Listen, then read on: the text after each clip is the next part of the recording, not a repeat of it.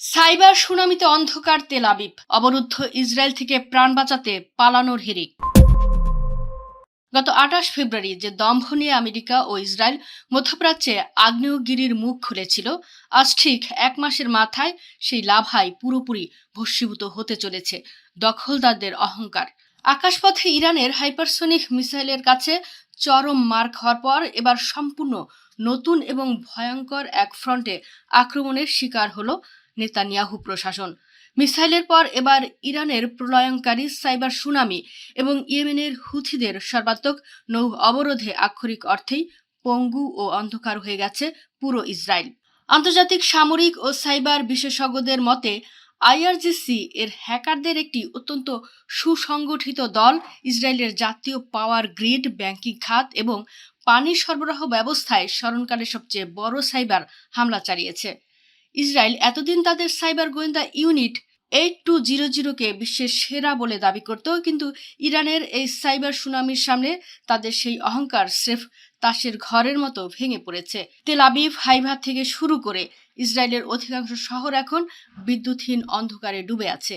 ATM booth অচল, banking লেনদেন বন্ধ, সাইরেন বাজানোর স্বয়ংক্রিয় ব্যবস্থাও বিকল হয়ে পড়ায় অন্ধকারে সাধারণ অবৈধ বসতি স্থাপনকারীদের মধ্যে চরম মরণ ভয় ও হাহাকার শুরু হয়েছে।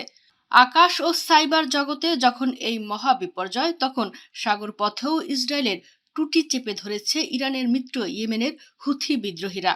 লোহিত সাগর ও ভূমধ্য সাগরে সমস্ত রুটে ইসরায়েলগামী যে কোনো কার্গো বা বাণিজ্যিক জাহাজকে সরাসরি ডুবিয়ে দেওয়ার চূড়ান্ত আলটিমেটাম দেওয়া হয়েছে। ইতোমধ্যে খাদ্য ও জ্বালানিবাহী বেশ কয়েকটি জাহাজ হুথিদের মিসাইল ও ড্রোনের আঘাতে সাগরে নিমজ্জিত হওয়ায় কোনো আন্তর্জাতিক জাহাজে এখন আর ইসরায়েলের বন্দরে ভেড়ার সাহস দেখাচ্ছে না।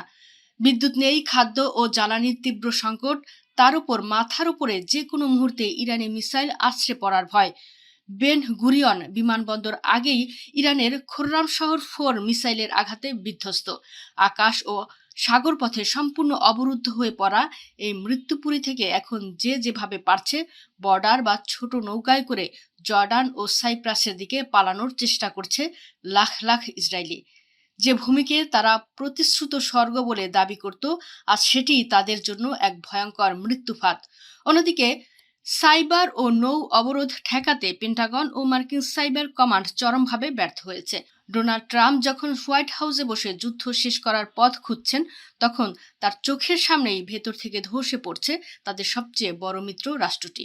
ইরান প্রমাণ করে দিল আধুনিক যুদ্ধ শুধু গোলাকামা দিয়ে হয় না। একটি রাষ্ট্রকে কিভাবে প্রযুক্তি, অর্থনীতি এবং মনস্তাত্ত্বিকভাবে পঙ্গু করে দিতে হয় তার এক নিখুঁত মাস্টারস্ট্রোক দেখল বিশ্ববাসী। অন্ধকারে ডুবে থাকা তেল আবিব আজ একটি অমোঘ বার্তাই দিচ্ছে। মজলুমের উপর চালানো জুলুমের পরিণতি এভাবেই আসে। আমেরিকা ও ইসরায়েলের সাম্রাজ্যবাদী দম্ভ এখন আক্ষরিক অর্থেই চিরস্থায়ী অন্ধকারে গহ্বরে তলিয়ে যাচ্ছে।